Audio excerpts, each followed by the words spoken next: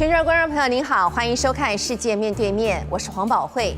美国自从今年以来，已经发生了超过240起的大型枪击案件，造成严重的死伤。而高频率的枪击案件，也让美国内部再度针对枪支管制问题掀起了激烈的辩论。这也让美国国会议员非常难得的对于枪管法修法达成了共识。但是修法的内容却似乎对于取得枪支的资格限制没有太大的帮助。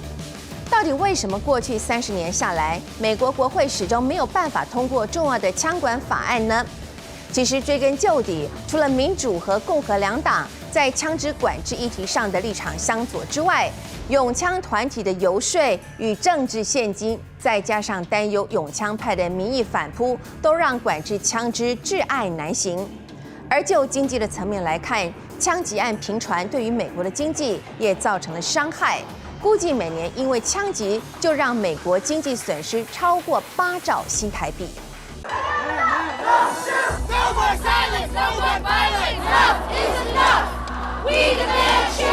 全美11号举行为生命而走枪管游行集会，各大城市串联响应，民众个个举牌发声，希望做出改变。但在华府国家广场，话才说到一半，所有人拔腿奔逃，甚至还有人直接翻越围篱。导火线是疑似有枪手混入人群，结果发现是虚惊一场。但惊弓之鸟绝非一朝一夕。We need to stop normalizing this because we are getting to a point of like we're constantly getting so many different mass shootings, so many different like school shootings that we're just like normalizing to the point that we're just like this is just a part of life.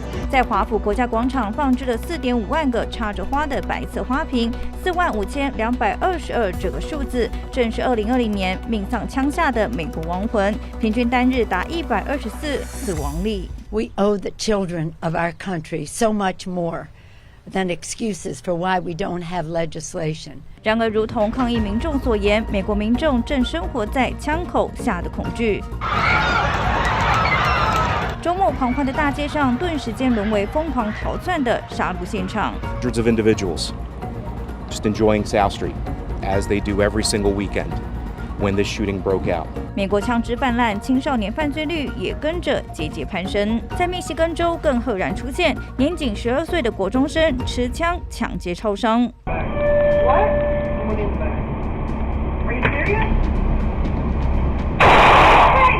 Population stands at around 330 million people, and yet a recent study found Americans own even more guns, north of 390 million. 在美国，枪比人多，恶性循环越陷越深。6月过了一半，仅6月6号这一天没有发生大规模枪击案，而2022年开始不到150天内，美国已发生248起，死亡人数达4人以上的枪击事件。America has more guns per person than Yemen, which is almost 8 years into a civil war, and all those guns aren't keeping us safe. We're the world leader in mass shootings. In fact, guns account for 79% of all homicides in America in 2020. Compare that to just 4% in the UK. Guns are now the leading cause of death among children in America. 2022年最新统计显示，枪支已超越车祸，成为美国未成年人的主要死因，正偷走孩子们的未来。In St. Louis, a 1-year-old girl was shot during a likely carjacking, according to police. In Amarillo, Texas, an apparent road rage incident left an 8-year-old boy shot in the head. 今日的美国年轻世代已经被贴上大规模枪击一代的标签。美国研究显示，校园枪击案会对幸存者留下心理健康问题，导致学习成绩不佳。史丹佛大学一项研究发现，在发生校园枪击案的社区，20岁以下年轻人服用抗忧郁药的人数增加了21%。When I went to the backpacks, he shot my friend that was next to me, and I thought he was gonna come back to the room, so I grabbed the blood and put it all over me. 年仅11岁的瑟瑞尤是德州小学枪击案幸存者，情急之下，他抹上同儕的鲜血，在枪口下装死求生。Do you feel safe at school? Why not? Because I don't want it to happen again.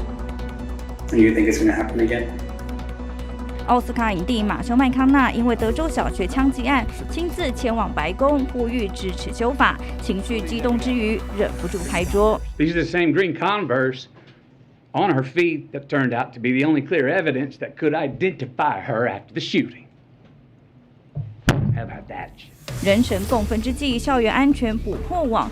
俄亥俄州通过新法案，教师只培训24小时就可携枪入校，却挨轰头痛医脚，根本搞错施力点。The law reduces the hours of training from 700 hours to 24, and 8 annual hours of requalification training, plus yearly criminal background checks. The training would also include how to stop an active shooter, de-escalation techniques, and first aid care. They did the quick fix. They rushed passage of a bill that's actually going to make our schools less safe, not more safe. 枪支泛滥是美国之伤，更造成巨大经济损失。统计显示，枪支暴力每年造成纳税人2800亿美元蒸发，相当于台币8.3兆。企业生产力每天减少140万美元，全美逾200企业 CEO 登高一呼，要求管制，其中包括以牛仔裤知名的服饰品牌 Levi's 执行长齐普伯格。Daniel Defense, defending your nation, defending your home. 尽管美国参阅两党罕见地达成共识，让卡关多年的控枪法案有望见到曙光，却仍难逃批评，改革幅度远远不够。But many of those asks did not make it into the agreement currently on the table, as you see, including raising the purchase age of an AR-style weapons from 18 to 21. 目前全美有43个州允许18岁以上的人合法购买 AR-15步枪，提高枪支购买年龄，是不是就能减少犯罪？没人能保证。To stop a bad guy with a gun, it takes a good guy with a gun. 美国政府控枪不力，尤其民主党与共和党间的常年对立，形成一道难以跨越的鸿沟。2021年统计认为枪支暴力是严重问题的，民主党多达73%，共和党为18%，而支持收紧枪支管制上，民主党高达75%，共和党则只有24%。两党瞧不拢，控枪承诺也屡屡沦为空谈。The NRA is still very influential, not necessarily from a campaign donor standpoint. They still hand out money a lot to Republicans and make sure that their voices are heard at Capitol Hill. 与政治利益捆绑的枪支问题已经是美国社会解不开的死结。讽刺的是，因为出于对自身安全的担忧，反而激发更多民众购枪。Yeah, we've seen a significant increase in the last week to 10 days for gun sales as a whole. We're up about 30%. There's been a significant increase in AR-15 sales. We're seeing those numbers at about triple. We love to build great guns. 拥枪自由声浪始终不减之下，美国枪支管控常年成为烫手山芋。每枪声响起，反思后却又裹足不前，让这美式噩梦陷入轮回。无辜儿童命丧枪口的悲剧，恐怕仍会继续上演。美国联准会 Fed 在台湾时间16日的凌晨2点钟宣布调高利率3码，基准利率升到了1.5%到1.75%，这是自从1994年以来最大的一次调升幅度，利率水准也高于2020年3月份新冠疫情刚刚爆发之前，让历经了上冲下洗的美国股市终于是拉回了涨势。联准会主席鲍尔甚至在会后记者会表示，7月可能要再度升息3码，以对抗眼前的通膨危机。而在能源和粮食价格都持续高居不下的状况之下，全球许多个国家都已经陷入了通膨的惨况。世界银行的最新经济预测报告也下调了全球经济的成长率，衰退恐怕难以避免。美国总统拜登把目前美国以及全世界面临的通膨问题归咎于新冠疫情发展不明朗，再加上俄罗斯入侵了乌克兰所造成。但是导火线其实早在川普执政时期就已经是点燃了火苗。美股钟声声声催，敲响全球衰退警示。美国联准会的升息大锤让市场陷入恐慌，不止道琼指数13日大跳水，标普500睽违2年3个月再次落入熊市。You know, really simply, the S&P 500 has entered a bear market because the Fed wants it to. We've been talking about don't fight the Fed, and that's been the ethos for investors since the global financial crisis, really. Analysts I'm talking with say yes, they want to see the Fed be more aggressive about it because that would wind up taming inflation, the very thing that is weighing on the U.S. economy. The worry, of course, is that the Fed could tighten too much and plunge the U.S. economy into a recession. 实在是因为通货膨胀已经逼得民众喘不过气，就连中产阶级都得靠超市折价券精打细算过生活。What's up, guys? We are back at Aldi for another $10 challenge. The coupon takes off $2, leaving you to only pay 75 cents. 美国民众食衣住行涨声不断，和去年5月同期相比，不论是理发、外食、生鲜食材或汽车零件，通通大涨价，更别提为爱车加油，油表一跑，行就淌血。COVID-19 pandemic triggered a global economic crisis that we're still digging out of. And now Putin's brutal, unprovoked war in Ukraine has created economic disruptions that are affecting the entire globe. And that's not hyperbole.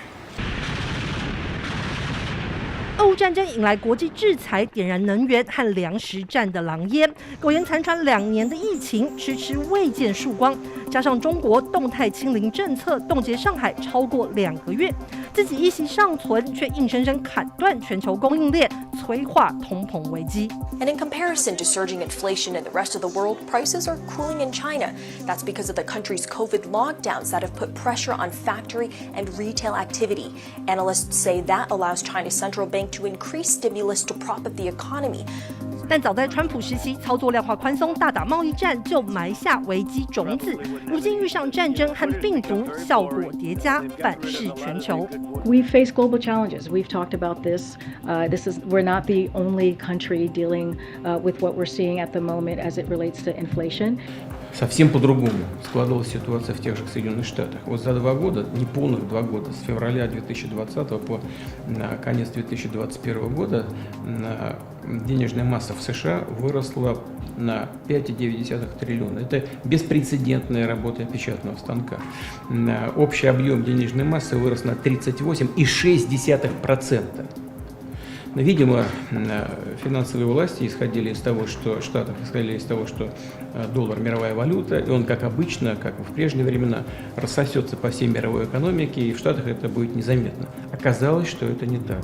俄罗斯总统普丁一针见血，美元作为全球流通最广货币，有贬不得的压力。钞票越印越多，汇率却更加强势，让美元的信赖度也跟着下滑。And in 2022, when inflation is the number one issue, don't fight the Fed means tighter financial conditions, which means lower equity valuations, wider credit spreads, and a stronger dollar. I think recession risks are uncomfortably high, and obviously they've been rising, but I think we'll be able to make our way through without actually suffering an economic downturn. It's going to feel uncomfortable at times, like today when we're seeing all this red on the screen.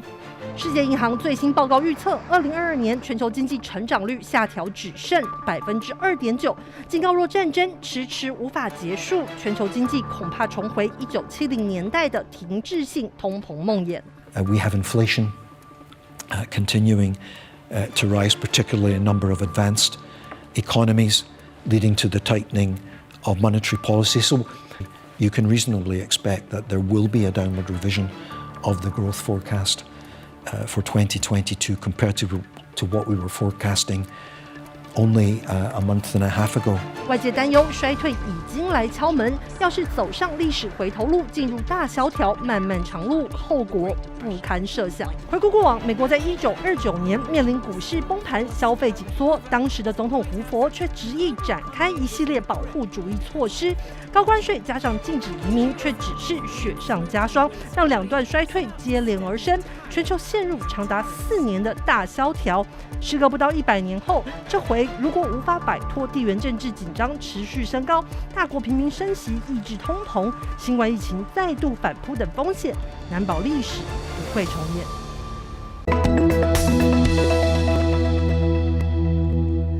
地球暖化造成的气候变迁，让极端气候轮番肆虐各国。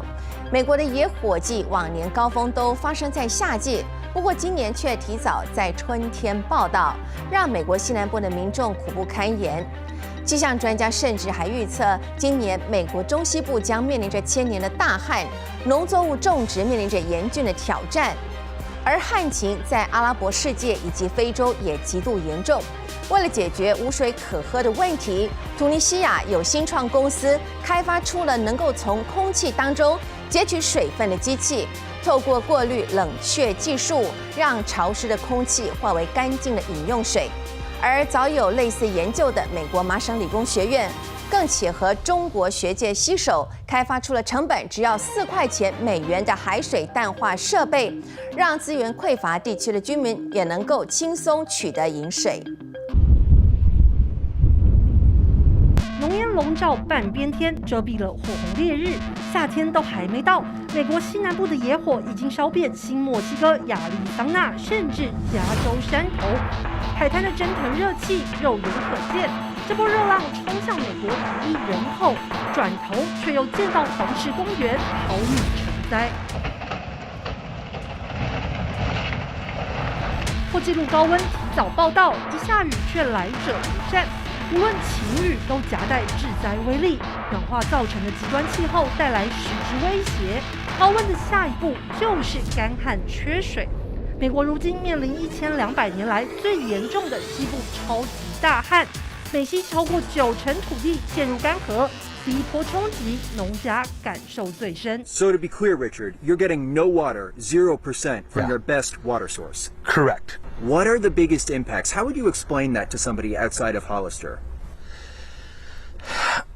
It's limiting the amount of ground that we can farm. It's limiting the amount of the intensity that we can farm. 美国如此，遑论更缺水非洲。贫瘠土壤原本就难种出食粮，干枯的收成又如何填饱众人肚皮？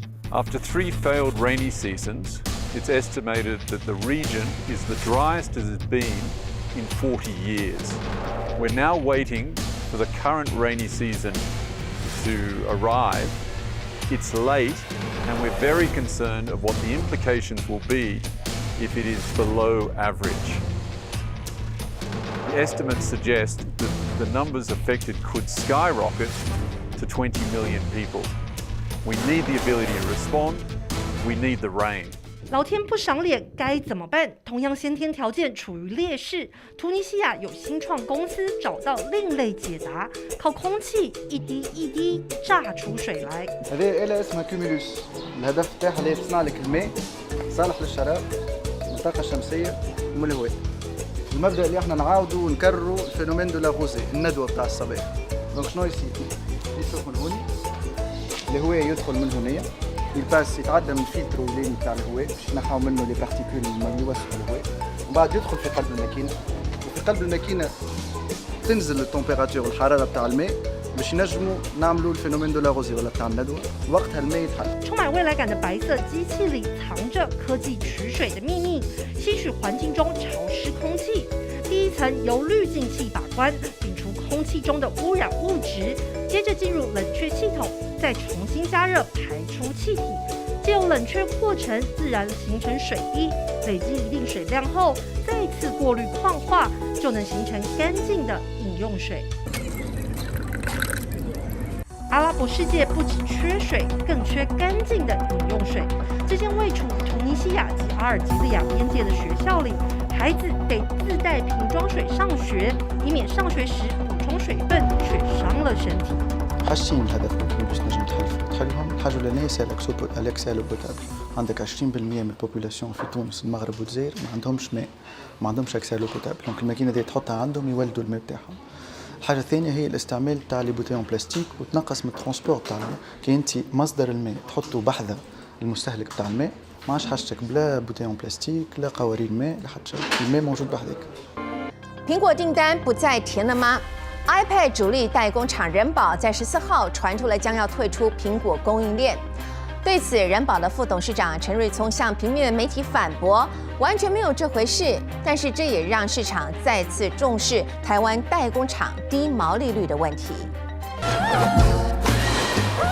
The newest iPad is getting thinner with improvement in efficiency.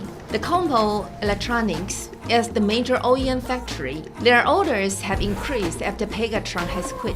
Moreover, they took the orders of Apple Watch the quantum computer had gave up. Rumor has it that they are leaving the Apple supply chain, which makes a huge impact on the stock price. With regard to this, Chen Ruitong, the vice president of Combo Electronics, told to the print media that that's totally nonsense. However, the low GPM is not really aligned to their policy. 电子业来讲呢，它是非常重要切入的 timing。那么对电动汽车业来讲，如果没有电子业的人进来，就失掉它应该在未来里面应该具有的功能。Recently, the Combo Electronics have been striving to transition to the industries with high GPM, such as medical and electric vehicle industry. Also, other Taiwanese factories like Wistron and Catcher Technology quit on the Apple because of GPM. But the Foxconn still stay with its biggest client, the Apple, covering from the smartphones, laptops and tablets and so on, for the economics of scale. With high cost, it's difficult to make scale economy. Plus, there's rise in China's supply chain. Take Lakshara Precision, for example. Not only the i14 orders saw an increase, but it's also heard that the GPM of new generation of i15 High Class 3 models are estimated to be 1.5% in the next 2 years, going after Foxconn. 请他拿出一套自己的方法，而不是跟着在后面用低价、用低廉的方式。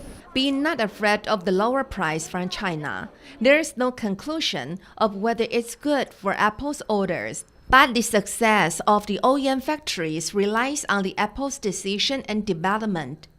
交通部抛出了55亿预算，将会在7月执行国旅补助。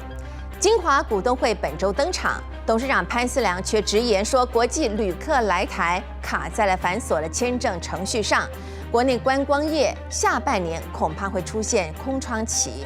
下半年对啊，有可能会有一个空窗期。Under the severe pandemic in Taiwan, Pan Siliang cannot hold but tell the truth. Mrs. Zhang Yihui grabbed his arm and left the stakeholder meeting venue. The MOTC has announced that the $5.5 billion domestic travel subsidies will be official after July 15th. But Pan Siliang told us that the hotel industry needs a different way to handle the situation. 重症的病人也是拿感冒药，而且是事后。这个55亿如果现在来救急，其实消费者不太需要振兴。到了暑假，反正大家都会出去玩，这个是锦上添花了。Pan Siliang said that only wage subsidies are the only effective way. People do need to be encouraged to have a trip. They will have one when it's summer vacation.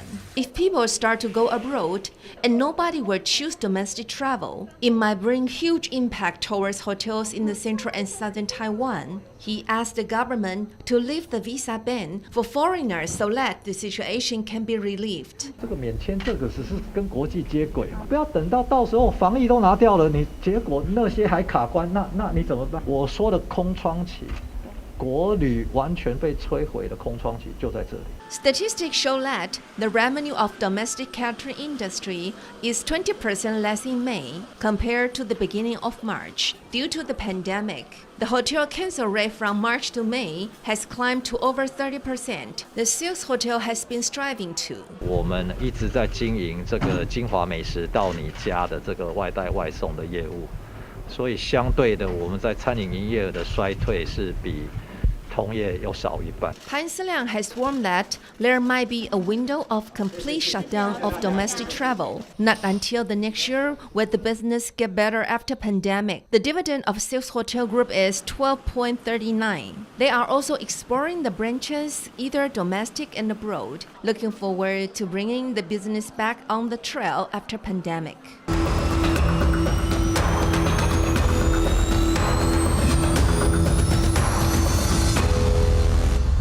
为期3天的亚洲安全会议香格里拉对话虽然已经落幕，但是美中国防部长在会议当中针对台海的议题可以说是激烈的交锋。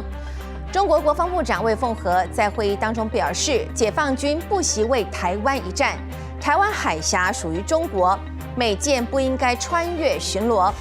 不过对此，美国防长奥斯汀回应，美舰穿越台海是自由航行的权利，中国无权干涉。美国国务院发言人普莱斯在几天之后更对路透社表示，台湾海峡是公海自由区域，有航行和飞越的自由。该如何来解读这场美中日益紧绷、剑拔弩张的关系？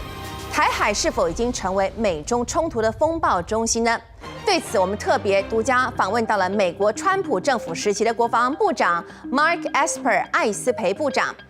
艾斯培曾任美国国防部长以及美国陆军部长，参与川普执政时期许多非常重要的决策。我们非常荣幸能够和艾斯培越洋视讯连线，和他一起来剖析美中台关系的变化以及未来。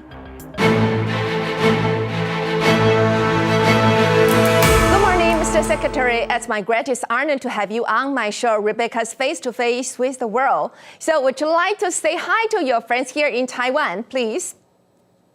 Yes, hello, Rebecca. First of all, great to be with you and great to have a chance to talk with your wonderful audience.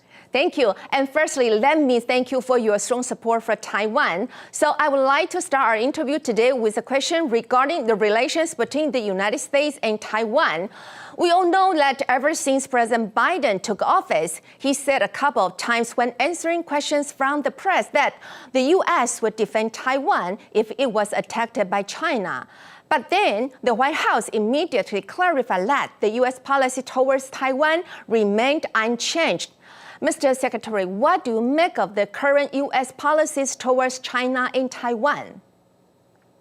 Well, first of all, I'd say that the relationship between the United States is strong and it is strengthening. It began in the last administration, the one that I served in, based on a number of things that myself and Secretary Pompeo and others had initiated. And then under this administration, I hope it will continue to grow. I was actually pleased to see what President Biden had said. I thought it was a very honest moment. I think it was a very bold statement. He said it 3 times. I don't understand why the White House has tried to clarify it or walk it back, but clearly we are in a different state of affairs, and I think less ambiguity is more important these days than what it was in the past. I see. The Shangri-La dialogue just concluded, and the United States called upon China not to undermine the cross-strait stability, and the Chinese defense minister expressed right immediately that it will go to war if necessary. So how would you respond?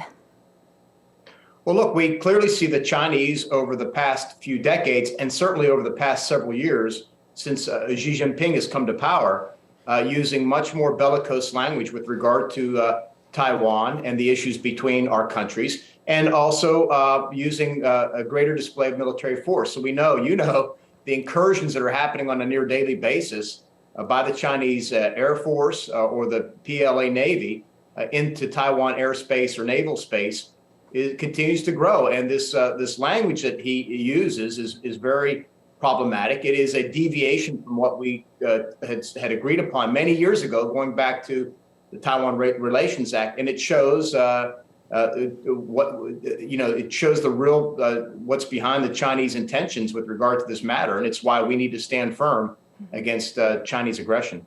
So we are both alumni of the Kennedy School of Government, Harvard University, and our esteemed professor, Graham Allison, wrote about the Thucydides trap, which means when a great power's position as hegemony is threatened by an emerging power, there is a significant likelihood of war between the two powers.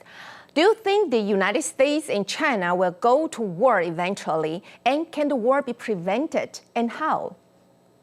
Well, it may be likely, but it's not inevitable. And so I think, look, China is clearly on the rise. We've seen the growth in many different ways, and they are an ascending power, and that's fine. But they need to do so within the international rules that exist and the laws and the norms and expectations of governments around the world. So what we're talking about now is not just about China's rise, but its rise within the democratic framework established in the wake of World War II. So we need to accommodate that rise. We need to work with them. We hopefully shape them toward a better outcome.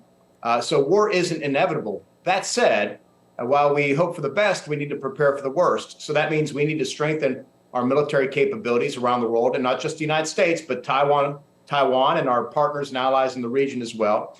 And we also need to bolster our State Department, our diplomatic efforts, and do all those things that will help us compete better against the Chinese in the years ahead.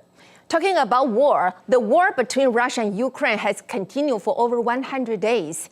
And in your view, how long will the war last? And who is likely to win the war? Some people say that Russia is now trapped in a war with Ukraine, which gives the U.S. more time to deal with China and the Indo-Pacific region. What do you make of this comment? And do you agree with that?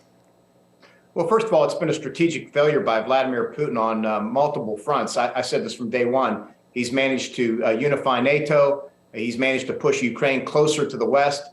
He's managed to get more troops on his borders, now soon to include Sweden and Finland. So it's been a strategic failure. However, at the operational and tactical level, it looks like it's grinding into a stalemate. Vladimir Putin may gain the Donbass. We'll see what happens in the coming weeks. I suspect this will last for many months, until Putin reaches the point that he decides to declare success. But that doesn't mean that the Ukrainians will accept that. They've shown a lot of courage, a lot of grit, a lot of competency on the battlefield. So, look, I think this will go on for many months. And the United States, I hope, will stand firm behind them as a democracy, just like I hope and believe we should stand firm behind Taiwan as a democracy. And look, I think there are important lessons here in this conflict for both Beijing and Taipei. And this will play out over time. I think clearly we overestimated Russia's capabilities, and hopefully it will free us up to focus more on the Indo-Pacific. How do you see America's strategy and military deployment towards Ukraine? If you were still Secretary of Defense, what would you do? And some of the military facilities in Ukraine were provided by the United States during your term as Secretary of Defense, and you even visited Ukraine. Did you foresee the possibility of war in the region, even though back at that time, President Trump kept claiming that he had a very good relations with President Putin?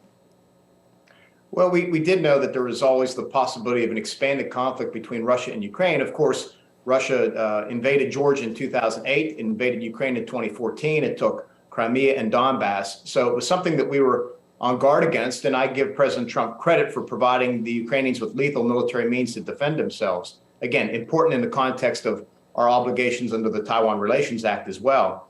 That said, my view has been that we should move NATO forces, U.S. forces specifically, closer to the Russian border, along the Baltic states, into Poland and elsewhere. I talk about this in my book, The Need to Do So. That said, I don't think we need more U.S. troops in Europe. I think we have sufficient numbers, particularly seeing the dismal performance by the Russian army against the Ukrainian. We have more than enough force in Europe. I think, again, instead, we need to focus our capabilities in the Indo-Pacific region, particularly as I describe in my book, A Sacred Oath. I believe that Northeast Asia is the greatest strategic flashpoint facing the world in the years and decades to come, whether it's on the Korean Peninsula, whether it's in the Taiwan Strait, or whether it's with Japan. Northeast Asia is the flashpoint, I think, for the world because of the great consequences that a conflict in that part of the region would impact around the world globally. Yeah, if President Trump still were the president now, do you think the war between Russia and Ukraine could be prevented? And what do you think of the approaches taken by the incumbent U.S. government in dealing with Russia and Ukraine? You know, the first part of that question is an unknown. So many things have happened. It's not just that President Trump left office, but Angela Merkel, arguably the head of Europe, left the world stage late last year, and other things had transpired. So we don't know what the calculations were for Vladimir Putin. You know, with regard to this administration, I think they had a slow start, a mixed start. I thought they should never take military options off the table. I thought we should have provided the Ukrainians with MiG fighters and other things and other equipment much sooner. But I think at this point, we're in a better position. The West remains unified. I get concerned about the Europeans getting wobbly. And so I think the challenge here will be maintaining this coalition to support Ukraine in the months ahead and to continue to oppose Russia, both diplomatically and with sanctions. That will be the challenge. Yeah. Mr. Secretary, you just mentioned you recently published a book titled A Sacred Oath, which reveals the shocking details while serving in the Trump administration. How was your experience working in the Trump administration in that extraordinary times? Well, first, it was an extraordinary privilege for me to serve once again my country. I I began at the age of 18 when I went to West Point and served on active duty in the United States Army. And then, of course, in other jobs between now and then. But it was a great honor and a privilege. The job in and of itself is always with enormous challenges, dealing with both our adversaries abroad and our allies and partners.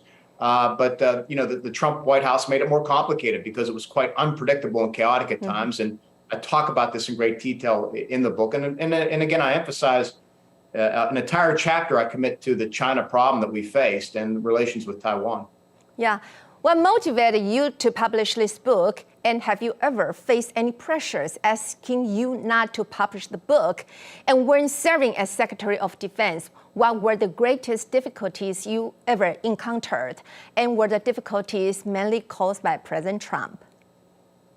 Well, I was never asked not to publish a book. I always felt after I left office that it was important to tell this story. It was so critical to American history that I thought the American people should know what happened during this very consequential time in their history. And I think I could add an important voice to it, not just as another cabinet member, but as the Secretary of Defense and the Secretary of a department that the president often turned to when he needed action, whether it was dealing with adversaries abroad, whether it was border security on the southwest border, dealing with COVID, dealing with unrest, you name it, the president often turned to us. So we had our particular challenges. I chronicle it in detail there, but I thought it's important for history for people to know and for people to learn, where I did well, where I didn't do as well, and where we made a lot of advances in terms of modernizing our military for the years ahead. Mr. Secretary, so now comes the question. President Trump has shown his ambition to make a comeback for 2024. Mr. Secretary, if President Trump really runs in 2024 again, as a Republican, will you support him? Yeah, well, first of all, I am a Republican, and I like to describe myself as a Reagan Republican because I believe strongly in what Ronald Reagan stood for. And certainly he had an impact on my life. He had an impact on the United States at an important time of our history. And he was a great friend of Taiwan, I think, as well. So I'm a Reagan Republican. If Donald Trump runs for office again, I will not support him. I think we need a new generation of leaders who can not only advance traditional conservative policies and principles, but also do so in a way that brings people together, that is not coarse and divisive, and that can grow the Republican base in a way that will help us win elections. Look, you can have all the great policies and ideas you want, but if you can't win an election and govern, then you can't advance them. And I don't believe that Donald Trump is that person. I think there are future Republican leaders out there that can do far better.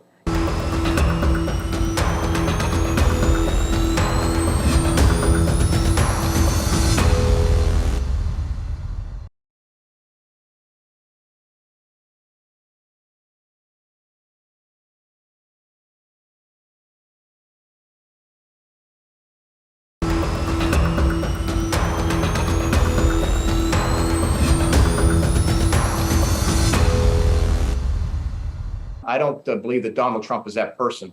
I think there are future Republican leaders out there that can do far better. Yeah, so you would expect a new generation of Republicans to come out. So now some people have compared Taiwan to Ukraine as both countries are facing the threat from their big neighbors. Now the United States and Taiwan have maintained closer cooperation in trade and technology. What should the U.S. and Taiwan do together to prevent China's aggression? Well, I think we need to continue to build relationships between our peoples at multiple levels, and in terms of the security aspect of it, continue to continue arm sales and training and the things that are important. I think Taiwan, of course, needs to spend more on its defense and spend more on the right things. I hope you will follow the example of Ukraine in terms of building strong, capable territorial defenses. I know that's under discussion now at the governmental level. I think that's very important. Look, the more that Taiwan can do to defend itself and make itself an unattractive target, if you will, for the Chinese, the more you will deter an incursion or some type of aggression by them. And also at the same time, give the United States and your other partners and allies time to help respond. So I think all these things work together. Those discussions should continue. And what we want to do is avoid war, and we want to make sure that Taiwan can continue to develop and along the path it's on. And it's shown to be a robust democracy with a great economy and wonderful technology and a thriving cultural aspect that we all have much to admire. Yeah, to avoid the war. Thank you so very much, Mr. Secretary, for spending your precious times with us and your valuable points of view. And most importantly, we thank you for your strong support for Taiwan. We hope to see you very soon and read your book here in Taiwan. Thank you so much. Thank you and goodbye. Thank you, Rebecca. I look forward to it. Bye now. Thank you.